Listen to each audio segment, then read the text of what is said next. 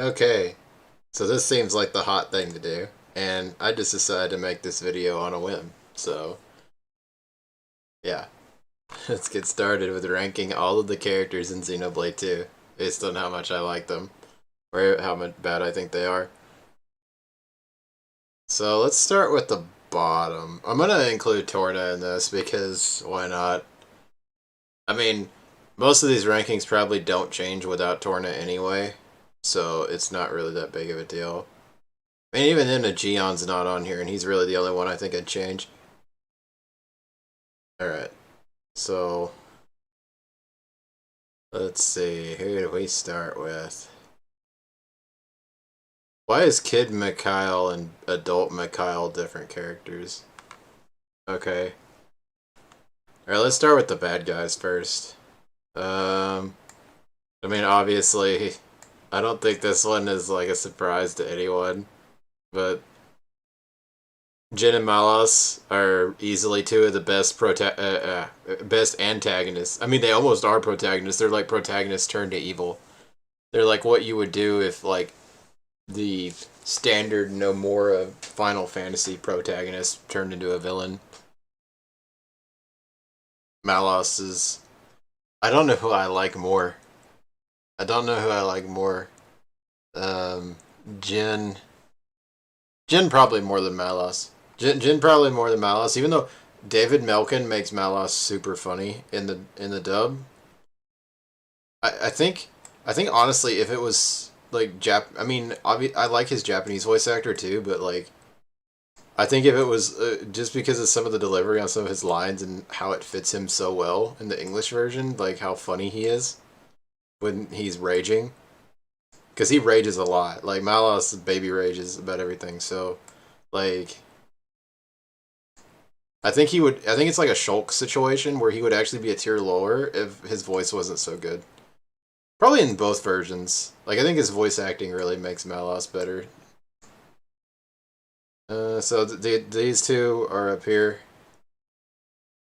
Mm. Oh, Gion is here. Okay. I didn't see him.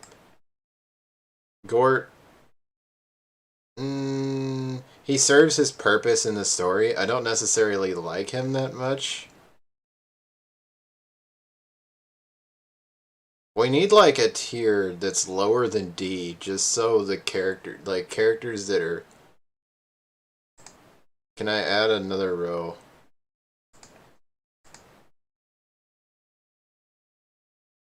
How do we add another row? I want to know. Add a row below. Okay. This is the no tier. I don't know if I'm going to put anyone here, but Gort is above the no tier. He serves his narrative purpose. He serves it well, which is being a terrible person. But other than that, he's not really that good of a character. And Torn is pretty short, so like it's not like he would have had a chance to really do much else. And he did get tortured by a Malthus later, so you know he got what he deserved later. So let's see who else is down here.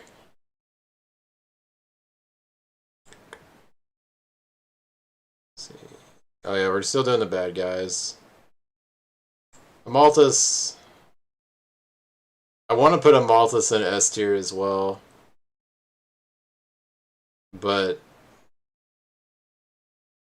I feel like Torna actually makes a Malthus weaker of a character to me because it strips away a lot of his more sympathetic qualities. But I'm still gonna put him in A because Amalthus is one of the only. I honestly should put him in S, but Torna Amalthus is still good, but like takes away some of the things about him in the main game. Maybe I should move Malos down to here and then put Amalthus up here.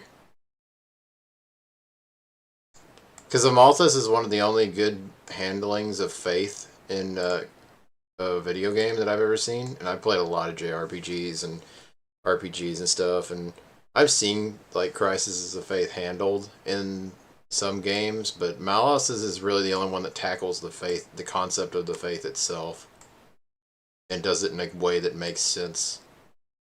Usually, like usually games handle the other aspects of religion And Amalthus is... Amalthus should probably be here because of Torna. I don't know. I think... I kind of... Yeah, this is okay. I'll leave Amalthus here for now. I don't know if I'm going to move him up to S or not. Let's see what the tier list ends up. He's got really tough competition in these two. So Mikhail... He's cool. He does something really cool at the end. But other than that, he's kind of a flat character. I think Akos and Petroka go and see. Because Akos has some cool lines. Actually, I'm going to put Petroka...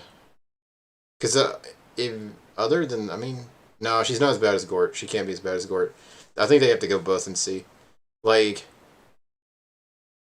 These two really don't do anything in the main story. You know, their backstories being super rushed, last minute flashback sequences reminded me too much of like Naruto style storytelling, so they get points off for that.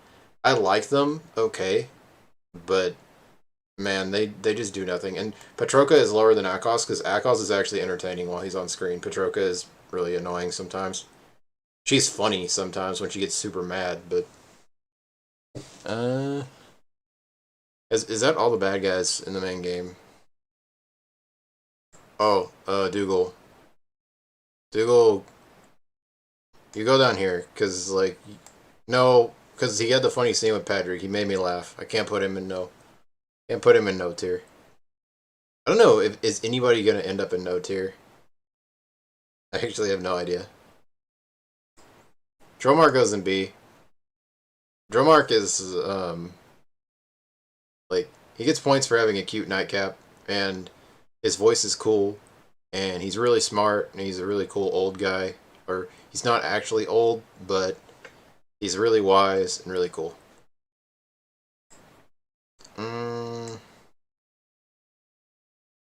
Let's see. Milton, he's pretty simplistic, but he's funny at least, and he makes me laugh a lot.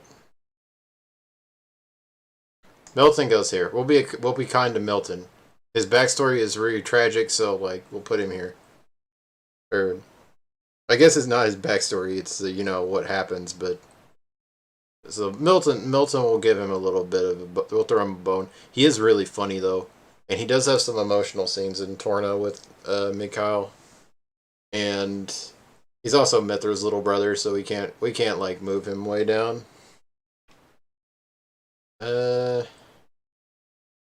Rock goes in no tier because Rock's little detour in the main story is awful. Rock is actually might be the only no tier. We'll see. But Rock is like, I think I would like him if he got more screen time, but he honestly does nothing. His side quest is really boring and takes a lot of time out of your playing. It's all the mercenary stuff. Rock is just... They're really not interesting of a character. So, like, Rock gets points in gameplay for being able to have a fast smash art on Rex before Corvin got introduced into the game. But other than that, Rock... I really wish that detour in chapter, 3, wasn't there. Because it takes up so much time. And it just feels out of nowhere. We'll put Rock in no tier. Rock is a no tier blade. The only thing that Rock does that's interesting is be with Van Damme. And Van Damme's a way better character, so. Speaking of which, we're gonna move our boy. Let's see, where should Van Damme be? Van Damme does a lot for Rex's character development. He doesn't have a whole lot of screen time, but his impact is pretty darn huge on the plot. And he's not even narratively, he's not that important of a character. But his importance on Rex's character development is so huge that like you can't even ignore it. It's just so good. But he doesn't deserve to be in the same tier as Amalthus. So probably put the Put put put our mentor there. Hugo. Hugo can go and see. He's not super interesting. He's also kind of a meme. So he goes over Milton for sure. I don't know if he goes over Dromart. I mean, this one's tough. It's actually really hard for me to decide whether he's better than Dromart just on Torna's ending. And then some of the stuff that happens in the side quests. I guess we can put Emperor Hugo here. Emperor Hugo, you can go a little bit above Dromark, but only just because I like Dromark a lot. He's a big cat. I would want Dromark as my blade. I think out of like any of the characters in the game, I would want Dromark as my blade the most.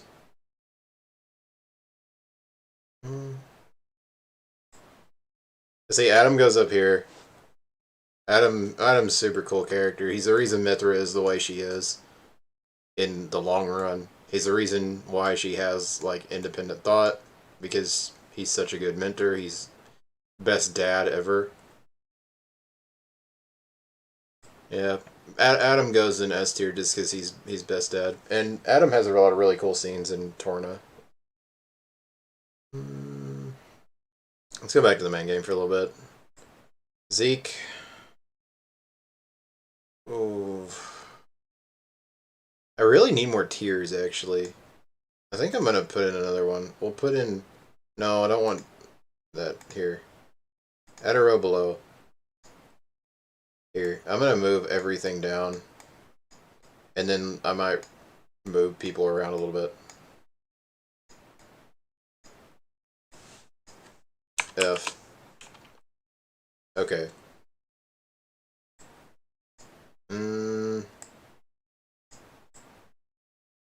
I don't know if Hugo and Dromark up here. No, Van Damme can go up here. And then... This is so difficult. We'll keep Milton where he is. I'm actually probably going to move these around a little. Mythra... Here, S. S. S. Mythra. For sure. Mythra is... Even without Torna giving her more characterization, Mythra is such an interesting character. And she's sassy. That's the other thing. Like, people were like, best girl Pyra? I'm like, dude. Like, sassy women are, like, so fun. Because they're so strong-willed and it's so awesome. They're so fun to be around. So, Mythra definitely goes in S tier. Best girl, absolutely. Most fun character. Thing is, I kind of want to put Pyra up here too, because I really like Pyra. I really like Pyra. I just don't think she's as good of a character as Jin and Malos. Okay, we'll put Pyra below Adam. Pyra is an interesting window into Mythra's soul a little bit, because Mythra made her and she has a bunch of her character traits. And Pyra has a lot of influence on a lot of the subtlety of the whole wanting to go to Elysium to die thing. So yeah, we'll put Pyra up here. She'll go below these guys, but like below Mythra. Bridget goes in A. Bridget's entire conflict with her memories is really cool.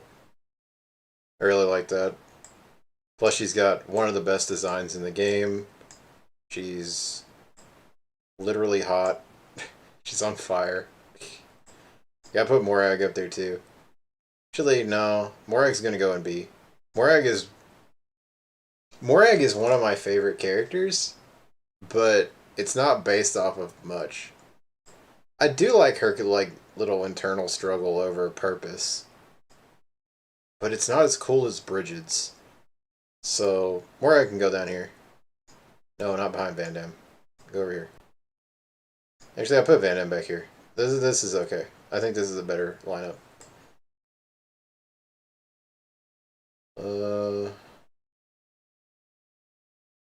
I think Pandoria and Zeke will probably go here. Yeah. I'm not... I mean, I really like the two of them, and... But I don't think I could put them any higher. Maybe Kura doesn't really have a whole lot of screen time, but she's not terrible of a character, so I'll just put her in D. She does have some interesting parts, I guess, with all the political stuff going on.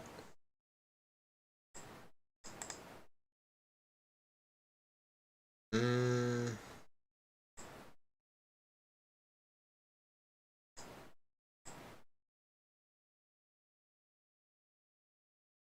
Zeke's dad is actually kind of a good character. We'll put him... We'll put King Eulegitimus in C. He had some really good motivations, and the whole plot twist with his family is really kind of important, and he does explain a lot of stuff. And his side quest is really cool too because he relates to Rex. He's a lot more like Rex than his own kid. Like Zeke doesn't take after his dad so much as like his dad's youth was similar to Rex's youth. That was kind of surprising. It was kind of cool. It's like, oh, Zeke's dad is actually like super smart salvager dude who wanted to like go find lost treasure and make money that way. That's pretty cool.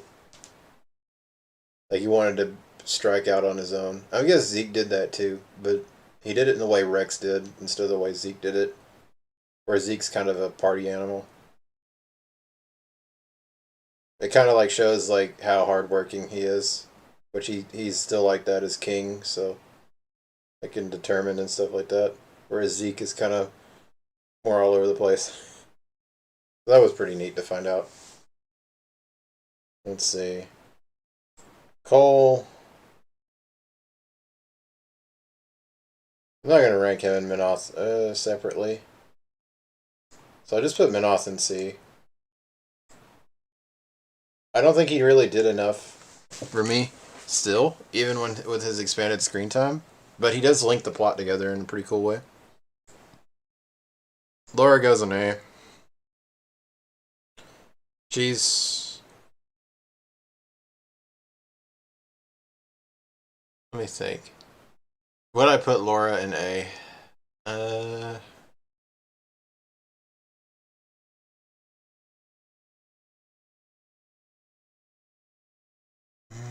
This one's hard. This one's really hard. Yeah. What happens to her is super tragic. The stuff with her mom was kind of rough, and it shows like how crappy the world was and why like people like Amalthus would want to like murder everyone and blow up the world tree and all that stuff. Um, yeah, and then she's kind of Jin's heart, so you know, like you get a lot out of that whole sequence with Laura. So put Hayes slash Fan Lenorn in probably B tier, just because she doesn't get enough screen time in the main game, which is actually a huge complaint I have that she doesn't get enough screen time in XC2's main game. And in the DLC, she's super cute, but as a character, there's not a whole lot to her. So I'd actually put her under Van Damme, but I like that there's a lot of tragedy in the like Hayes when she was known as Fan Lenorn was like Fan Lenorn was almost like a different person too, and like people loved her, and she was a good person too, like through the whole Hayes thing. But she would have never known she was Hayes, and she was still a good person as Fan Lenorn. Like even like under Amalthus, like she was like known as like a saint. So like she's really cool like, in that way. I really like Hayes. Hmm. Vanna. Vanna goes in D because he's funny, but like, actually, I kind of want to put Vanna lower because his whole thing in End All takes a lot of time out of the plot that's really kind of just there. Yeah, I'll put Banna in F. I'll put Banna in F. He can go down here because, like, he has some really annoying stuff that happens, but he does have the funny getter robot kind of thing, or Mudging, or like rip off. Banna.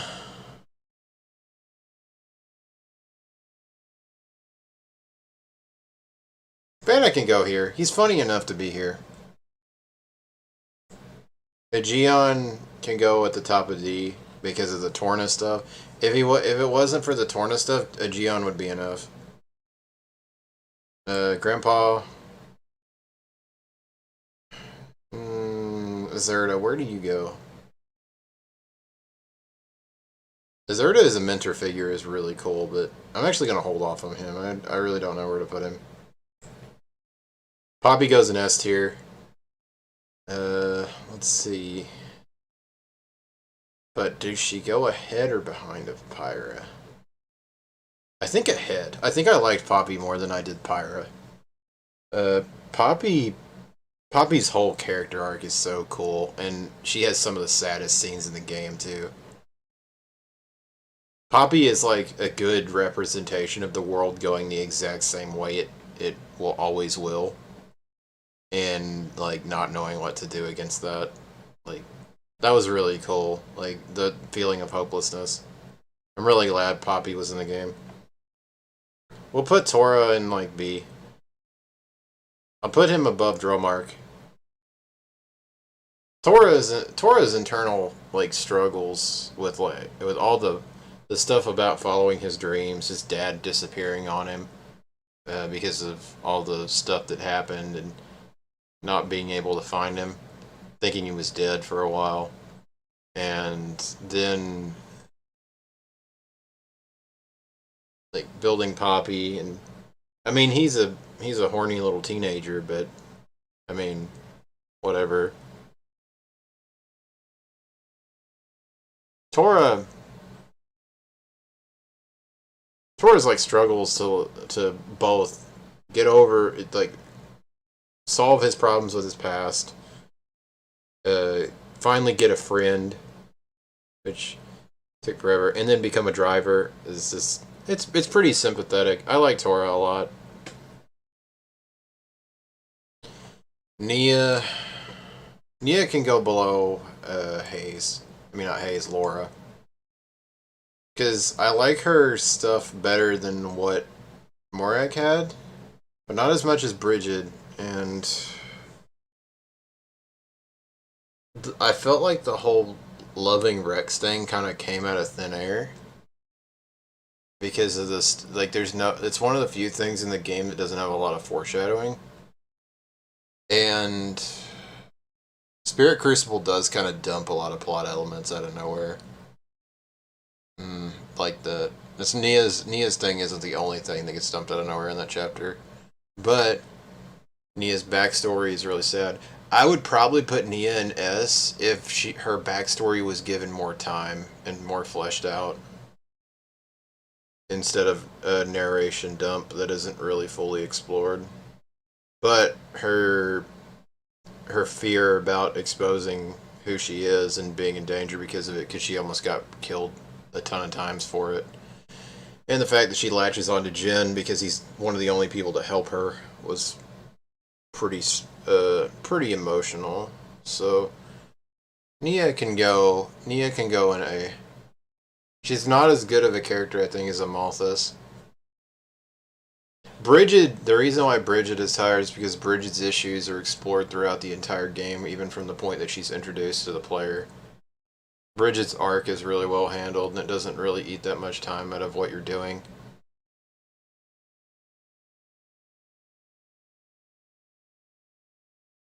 Bridget is a good example of how to write a party member, because like none of her stuff really,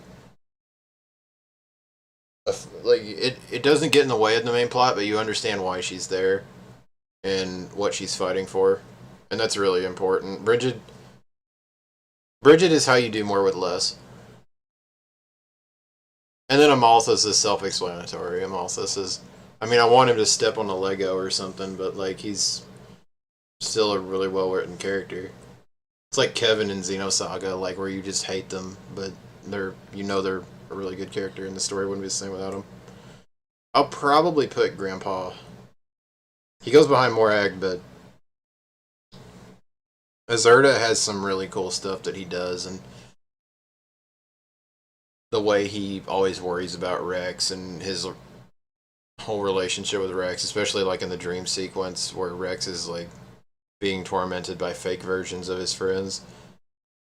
It really, like, Rex does think that, like, Rex in like some capacity and with Azerta has like this thing where he's worried kind of about overburdening Azerta, and Azerta's always sarcastic about it, but then Rex at some level like thinks it might be true, but it's really not because he's just grandpa. Like he didn't care. Like, Azerta is really, he's a really well written character in terms of a mentor, and he can be funny. And then when things are serious, he has some of the best lines in the game. So let's see. Hugo can go like right here. We'll put him here. It's okay. He doesn't really do much, so he's Morag's little brother. He can or cousin, but they treat each other like siblings, so whatever. Hugo is just fine right here. He's a good king or emperor or whatever, so.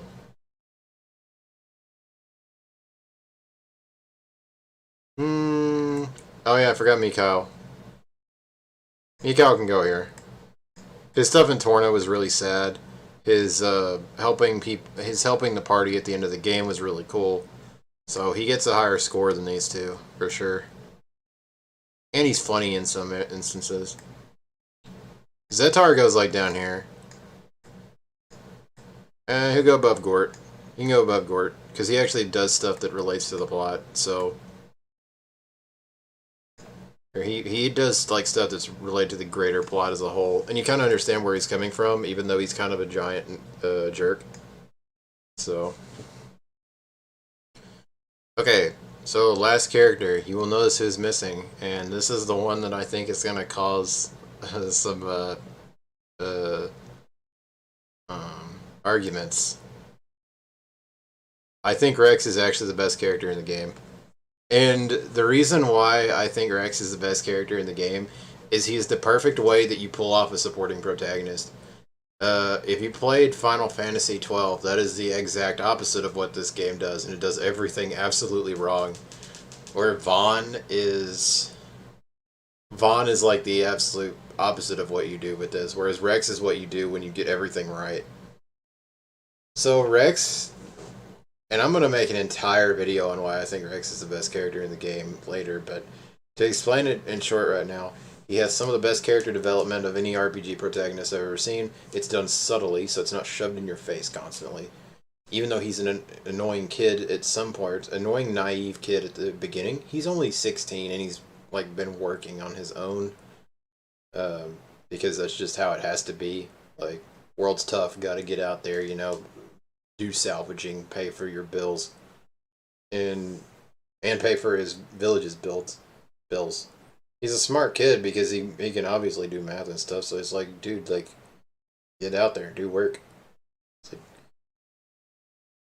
you gotta do what you gotta do, and then he gets good character development because he's an everyman forced into this situation. He has some of the best interactions with the whole suicidal depression thing from Pyra and Mythra, because he's implied to catch on to it pretty early, but he doesn't know what to say to them, so like they just kind of push it aside, which is pretty realistic until like chapter 7 or 8 or whatever, when you rescue them again. So there's that. He tries to learn from his mistakes actively throughout the course of the story, which also is done pretty subtly too.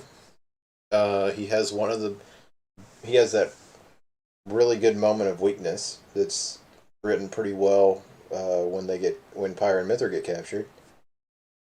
Um, he has his own insecurities, but he doesn't cry about them all the time. Like if you want an annoying protagonist, look at the JRPG protagonists that are super emo and whiny about all their problems. Rex just is the kind of guy in real life where you would never know that there's anything wrong. But there, I mean, it's not like he doesn't have issues. He just doesn't. He just powers through life, uh, despite of them anyway, and he doesn't complain about them to other people until it like reaches critical mass, which is pretty rare, right? It only happens like once or twice, and that's because someone gets killed because he messed up, and then well, and technically Nia messed up too in that situation, but it was also on Rex.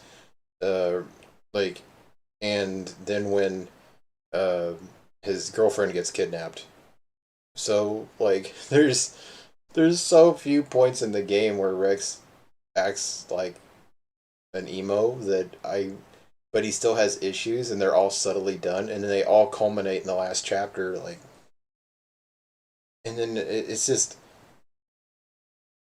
the story itself is not about Rex, but the fact that he's the viewpoint character and the story still works is it shows really good writing from Monolith that they were able to make him so good. Because Rex at the beginning of the story is a very different character from Rex in like chapter 4. He's a very different character from Rex in like chapter 6, and he's a very different character from Rex at the end of the game. He's extremely dynamic, but it's also done subtly. It's not shoved in your face. It's not like Rex just goes under. He turns into a different character overnight, like Capel did in Infinite Undiscovery, where he just becomes like Sasuke after one event for half the game. Like it's not done like that. That's why I think Rex is the best character. Like I think he's even better than Mythra. It, it's actually hard for me to say because these three right here are all competing for number one spot, and it's really hard for me to pick. Like Jin could be up here too, but honestly, I think Rex is. I did so much thought over this. Um, I was in so much mental turmoil trying to figure out which one of these three that should be number one. Because Rex took a while to grow on me too. Like his bad voice acting in the first couple chapters was also part of it. But when if you mute the game when like Al Weaver is still getting into the role, actually has decent voice acting when he's um, just talking. And I feel like that's the thing in the Japanese version too. Like the screaming is not good in either version. It just sounds weird, especially from a kid his age. It sounds strange to me, but um, it is better in the Japanese version when he does that. But it's not enough to where I'm like, stop screaming and just keep talking. But anyway, that's a tangent. I think Rex is probably the best character because he has such a dynamic character arc. He has some of the best lines in the game in terms of like giving people other characters perspective on stuff. He has one of the most realistic problems of any uh, JRPG protagonist, especially one for his age, because he's a young guy and this is something that teenagers have to deal with, even though like they're not equipped to deal with it. Like Rex isn't equipped to deal with Pyra and Mythra's suicidal tendencies. Like he's not equipped to deal with a lot of his friends' problems either, and he's obviously not able to um, deal with the whole bystander syndrome thing that happens because he's in the middle of a place that's at war, but he's also a member of the working class. So like he also has this mindset that he can separate himself at the beginning of the game from all the stuff that's going on around him when that's not the case, and Van Damme shakes him out of that pretty quick. And he learns from that a lot. So, let's see, let's go back over it. Is there anything else I want to talk about with this? I saw somebody rank Poppy's forms separately, and I was like, no, why? Why would you do that?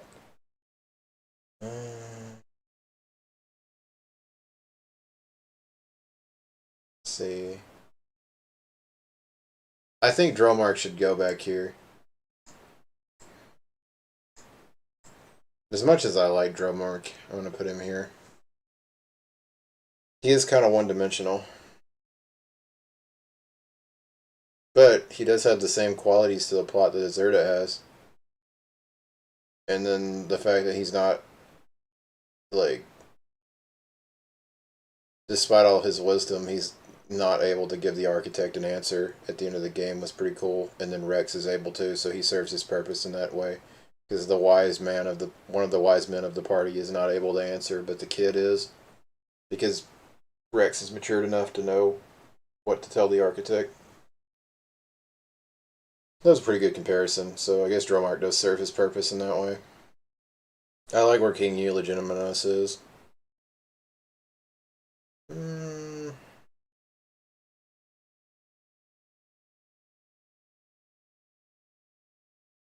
Actually, you know what? I'm going to move Adam down. This is one that I'm not really confident on. Adam under Amalthus seems more accurate. I like this placement a lot better. I think I put Adam too high.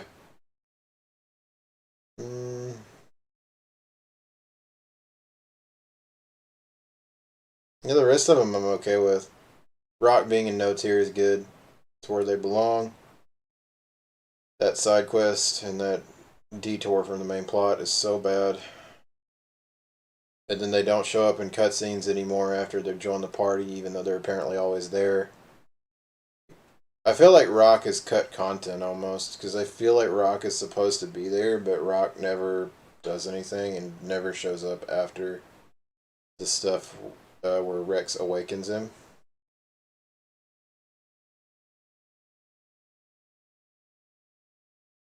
Yeah, I like this tier list. I like where everybody's at. I think it's a good one.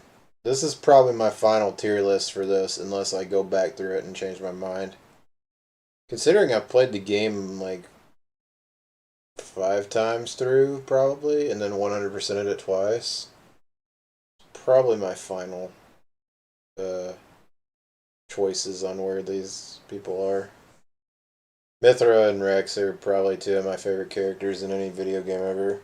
I absolutely love both of them. Mythra's best girl for sure. She's strong, but weak in ways that because of her past. She's hostile sometimes because she's been through so much. And she does mellow out, which is really good.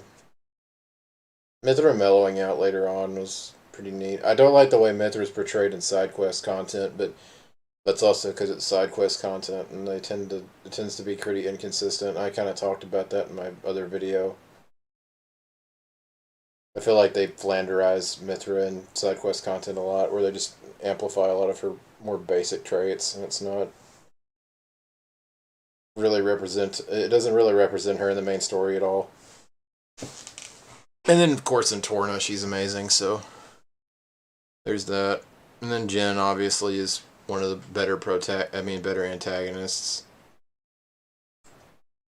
And Malos, too. Like, you can't have those two without the other. Basically, you have these two that made these 2 sets of people that made the same promise to each other, and her, but they made the same promise. And their journeys are equally as interesting as each other's.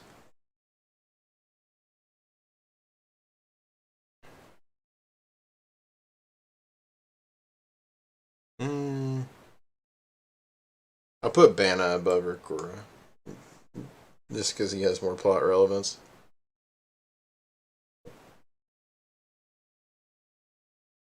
Okay, this is probably my final tier list for this. My grandma's favorite character is Zeke.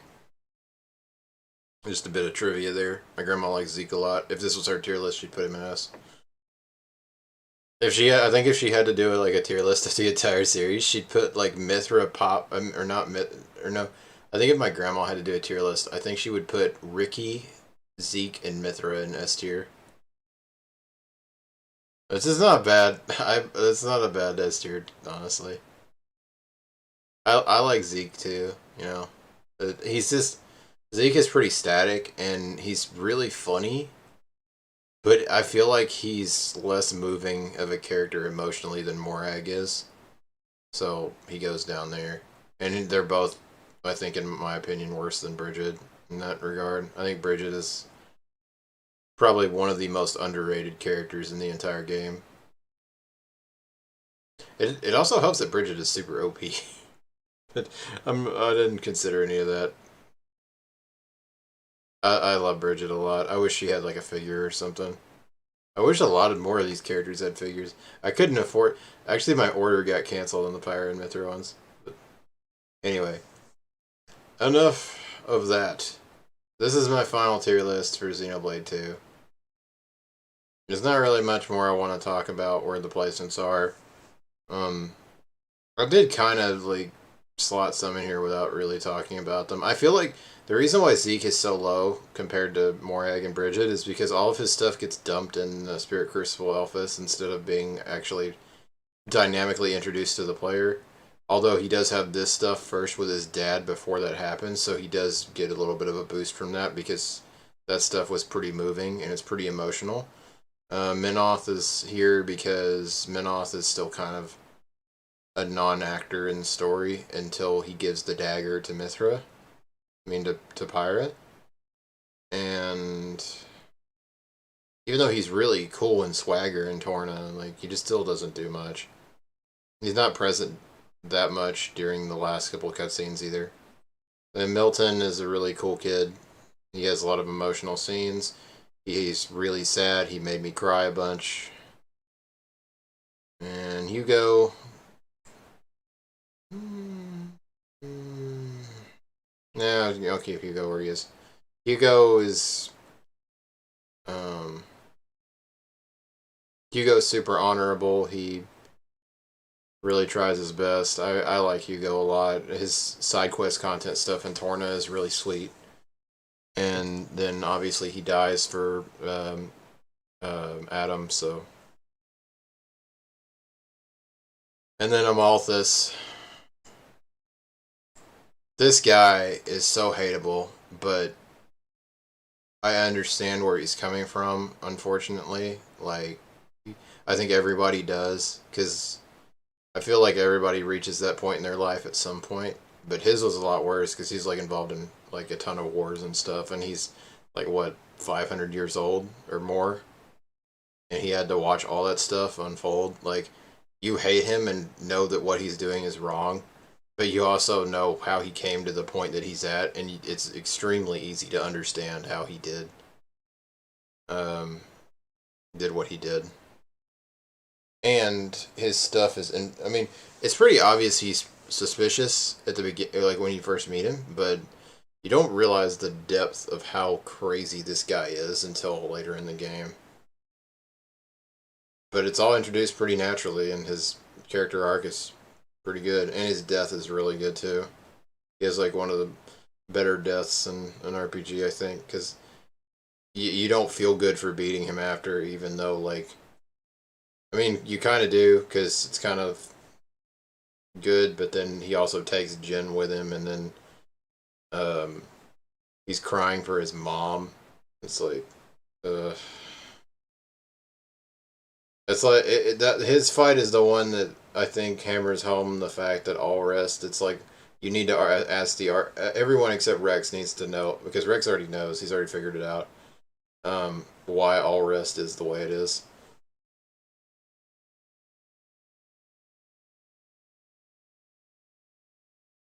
And then Laura, all the whole emotional like beating she takes in Torna.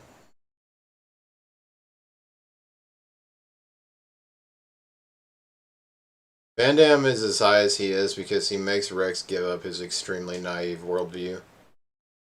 Um, Van Damme is an extremely important character to the narrative, and he's done really well for a character with so little screen time. He's another example of like with Bridget, where you do more with less. His impact on the story is felt even after his death because he he changes a lot of the party, like Nia and Rex, to change their minds on a lot of things. Because Nia could have saved his life and she didn't, and she gets guilty about that. I think like once or twice. And then Rex is the one who like went all crazy and made his sacrifice pointless to begin with.